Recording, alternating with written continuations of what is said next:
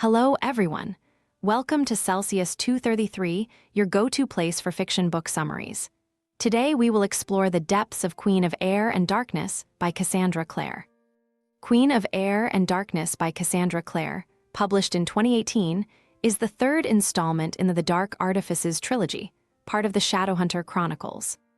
The story picks up after the devastating events of Lord of Shadows, weaving a tale of love, grief, political upheaval, and the unrelenting fight against darkness. Set in the richly imagined world of Shadowhunters, it explores the consequences of forbidden love, the cost of loyalty, and the fragility of power in a world teetering on chaos. Plot summary. The Council Hall of Alicante stood bathed in blood and sorrow, its walls echoing with the screams of those who had witnessed the tragedy.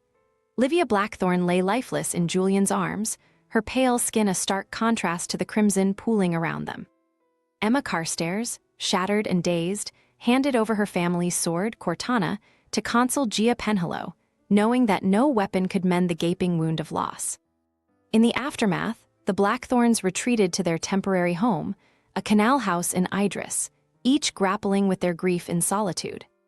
Ty, Livia's twin, retreated into a silence that seemed impenetrable, but a burning resolve flickered beneath his grief. Obsessed with the notion of bringing Livy back, Ty confided in Kit Herondale, pulling him into a forbidden and dangerous plan.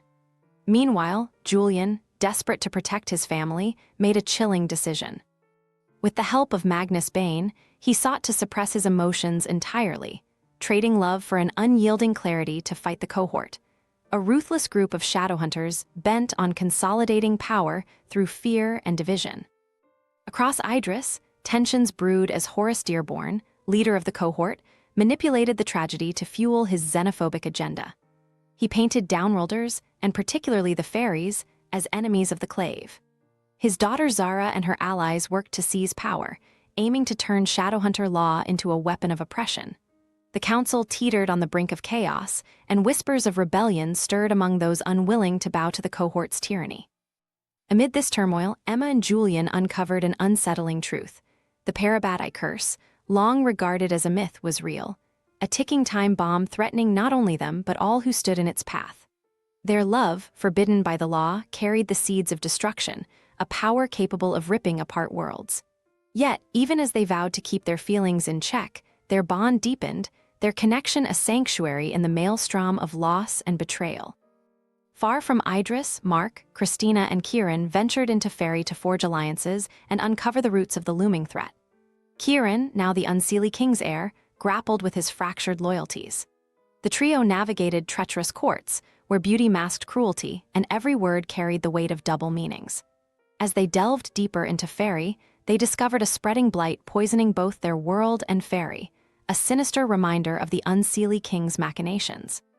Back in Idris, Ty and Kit's plans spiraled toward disaster. They sought to summon Livy's spirit using necromancy, defying every rule of Shadowhunter and Warlock alike. Their actions drew the attention of Annabelle Blackthorn, the rogue Shadowhunter who had unleashed the chaos in the council hall.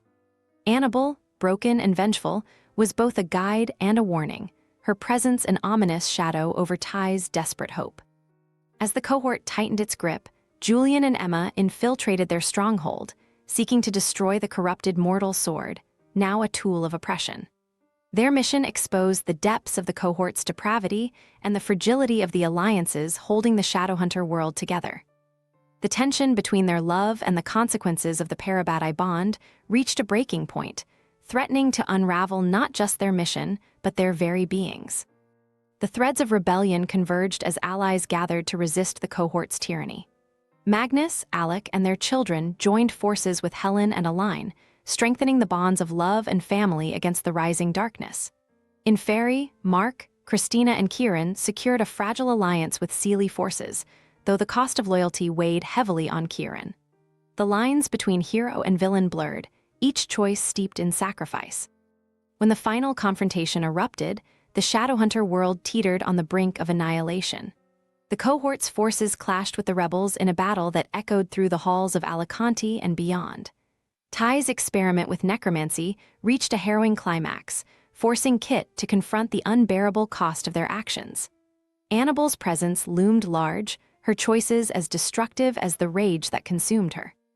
In the end, it was not strength alone that determined the course of fate, but love, sacrifice, and the willingness to embrace vulnerability. Julian and Emma faced the ultimate test, their bond a double-edged sword, their choices shaping the destiny of their world.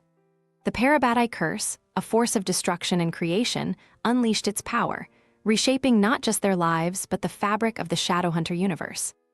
As dawn broke over Idris, the ruins of the battle bore witness to the resilience of those who chose hope over despair. The Blackthorns, scarred but united, prepared to rebuild, their love for one another an unbreakable foundation. In the fairy courts, alliances were forged with promises of renewal, even as shadows lingered on the horizon.